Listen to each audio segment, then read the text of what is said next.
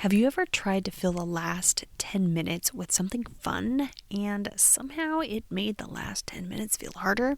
Like it looked like a good idea on paper or after you did your Google search. It sounded engaging. Maybe students were even excited for about 30 seconds, and then it turned into side conversations, random noise, kids zoning out, you redirecting more than teaching, and you walking out of the class period feeling drained. If that's you, you're not doing it wrong.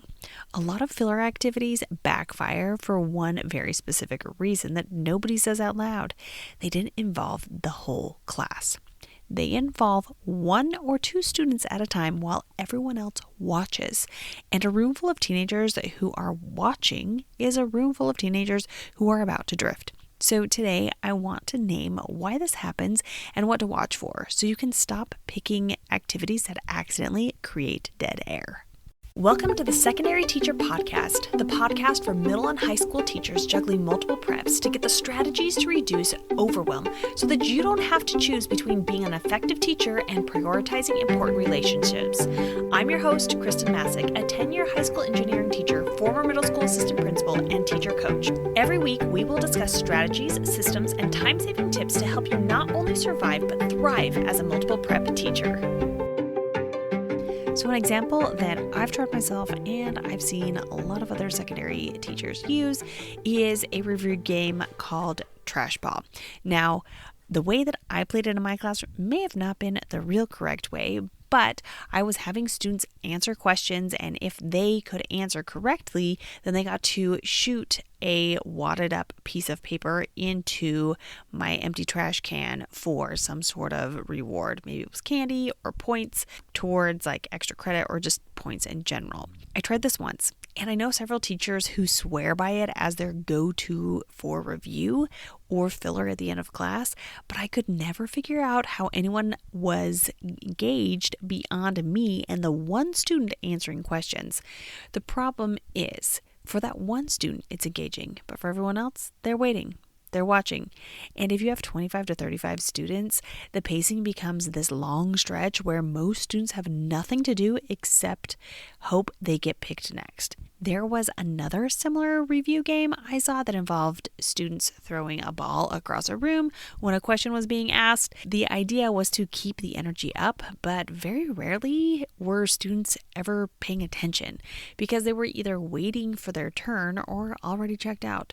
So even if the game is fun, it creates a built-in design flaw: audience time. And audience time becomes drift time because the longer students sit as spectators, the more likely they are to check out mentally, start talking, start moving, start pushing boundaries, or decide the last part of class doesn't matter. And then you end up spending more energy managing the activity than you would have spent just ending class with a calm routine. That's the part teachers feel but can't always explain because you think, but it's a game.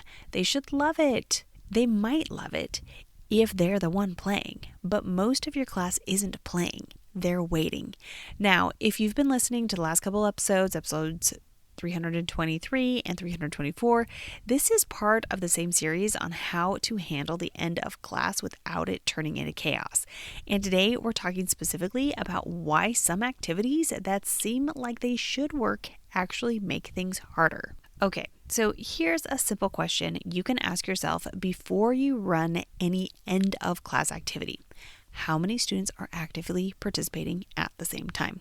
If the answer is 1, 2, or even 5, and the rest are watching, that's a spectator activity. And spectator activities are risky in the last 10 to 15 minutes because they create idle pockets, and idle pockets are where behavior grows. This isn't about judging the activity. It's about matching the activity to the moment. An activity can be great and still be wrong for the last 10 minutes of a block period with tired teens and no phones. Now, the reason filler turns into chaos isn't because teens are bad, it's because teens are human. If there is empty space with no clear structure, they will fill it. And if the activity only engages one student at a time, you're building dead air into the design.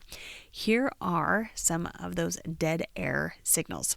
long pauses between turns, students waiting to be called on, hold on, let me think moments that stretch, teacher explanations that get longer because students drifted, you spending more time redirecting than running the activity.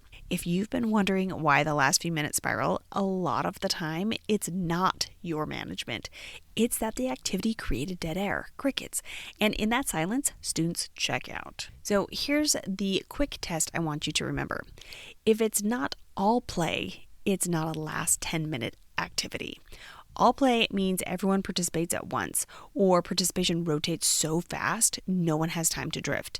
Here's what all play looks like in practice. Every student makes a choice. They vote, write, move. Every student answers, even if it's quick. Every student explains to a partner. Every student does a short reflection or quality check. Every student completes a micro task with a clear timer. You don't need something flashy. You need something structured and distributed. If you want to avoid the filler trap, choose activities that are bounded. They have a clear start and stop. You use a timer. They're repeatable. They work across different classes and content. They are recoverable. If it drifts, you can reset quickly without losing the room.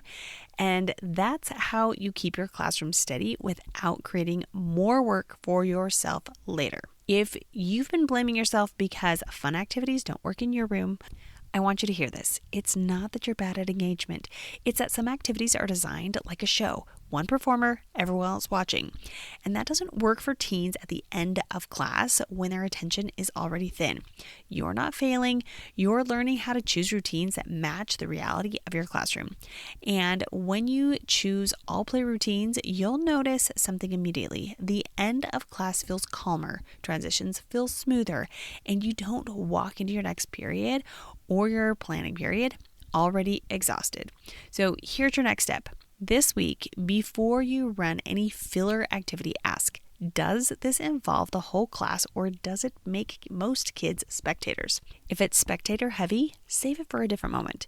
And if you want a set of simple, repeatable routines that are designed to be all play so you don't have to guess in the moment, grab my Simple Teaching Strategies Toolkit. It's meant to help you keep structure without adding more planning. Next episode, I'm going to share the classroom game teachers keep coming back to, and we'll talk about why it works with teens without turning into chaos. So filler activities backfire when they create spectators, but all play routines keep the whole room engaged without creating more work for you. That's the difference between ending class feeling drained and ending class feeling steady.